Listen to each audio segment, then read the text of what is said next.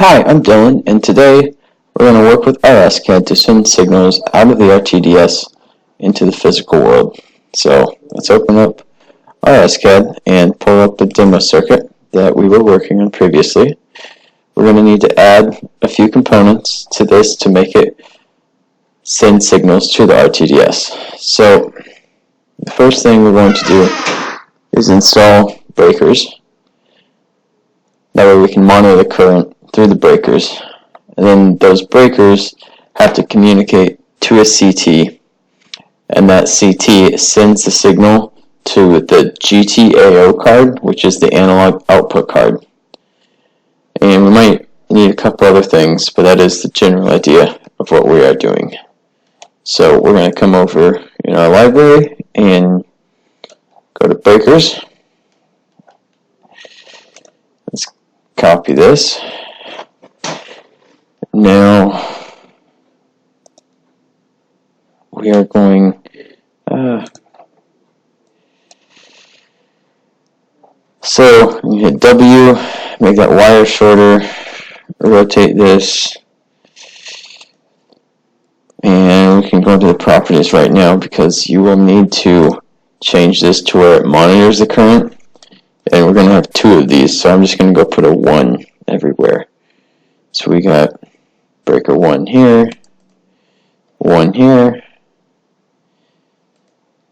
This is going to be, oh, actually, yeah, I guess we don't need that one, breaker 1.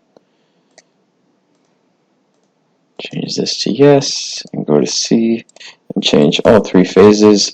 The active bit is, basically we can have 3 switches to control this 3-phase breaker, or we can set them all to a 1. That way we only need 1 switch to control all 3 phases, and that is easier for the demonstration. So that looks good. So let's copy that and put 1 to the side. Then we're going to move this here, and now that works, and this is going to need more room, so we're going to group this together and hit the M button to move it. Copy this over. Oh, that's not going to work. Move this about right there. And then let's change all of our number 1s to a number 2. That way they have about the same name, but it's a little different. And this will help us quite a bit when we go to assigning these signals to the output.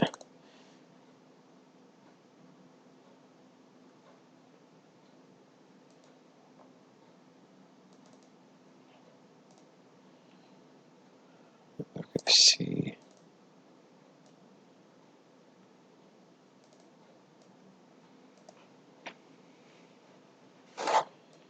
Okay, I'm going to move this guy right here. That should work. So now we have breakers, and we enabled the monitor of the current. So we're going to send that signal to a CT. Now, this is the fun part, is hunting around the library for stuff. I think it's under your instruments. Yep. Copy this guy over. And we actually need 2 of them, so we just copy it again. Close that. So our breaker signal currents is this last guy, so I'm just going to copy that. And all we did was change, A, B, and C. Okay, I guess I forgot to put the numbers, so all the names are easier to, so just paste those in here.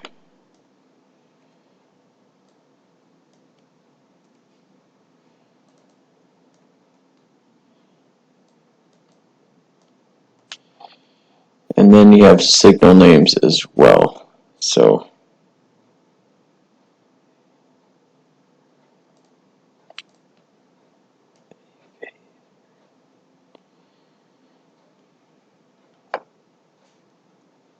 we're just going to put number on those. That way we can differentiate them from the other ones. And one last thing, you got to change the CT to CT1. So it's going to be CT2. And I'm just going to verify, and yep, we got the breaker. And the only thing changing is the phase. So I'm going to just copy this. Cancel.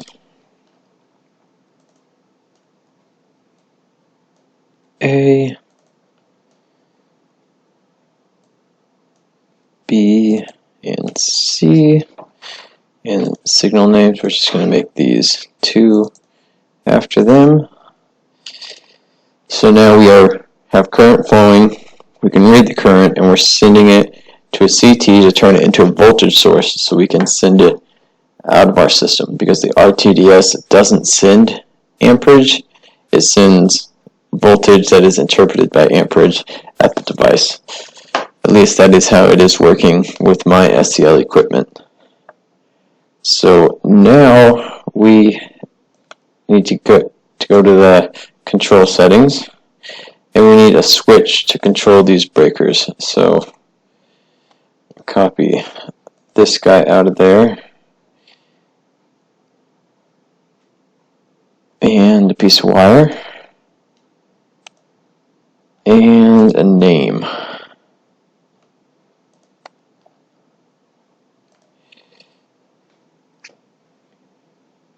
So this name is our current, so it has to match this. So that is the signal name, the signal from the CT. You don't want the signal to the CT because it will not be reading what you think it is reading. Actually, that is incorrect. This is a breaker.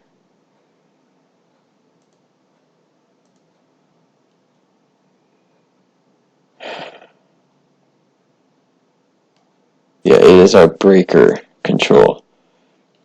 I'm sorry about that. There's a lot of tabs and a lot of things to remember. So this is going to be our manual control for the breaker. That way we can open and close it. And when we operate this, we can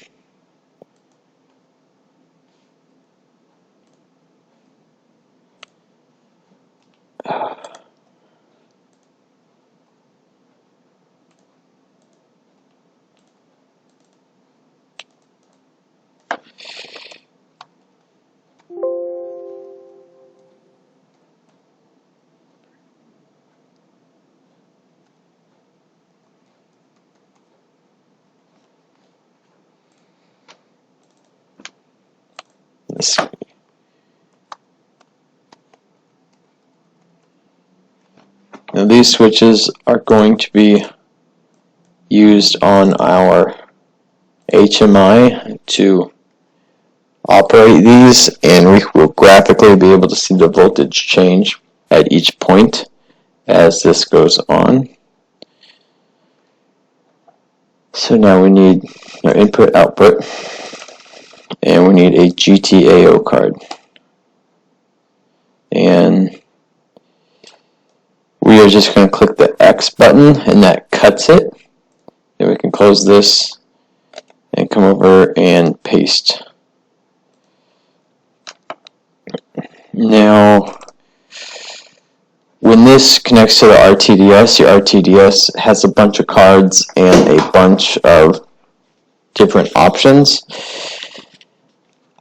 And the book for RTDS explains it far better than I can, but I happen to know that we are only a processor 1. And then everything else we don't really touch. And then we come down here to the GTAO card, and we make sure all of these say 1 on my RTDS. At least, so that's correct. And we have 2 sets of 3 signals, so we need to turn off the last 6 inputs to the GTAO card.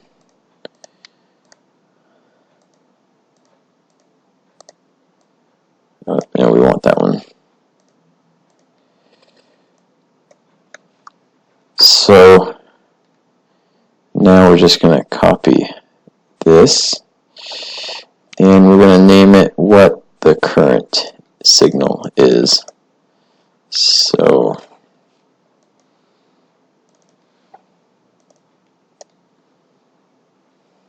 update that, copy it 6 times. And a weird thing is, if you cut it and try to hit X and then paste it, you only get 1 paste. Oh, never mind. Sometimes you get 2. The other day it wouldn't let me do this. So,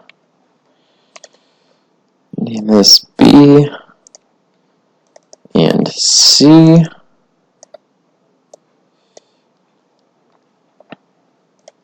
And then these are signals 2.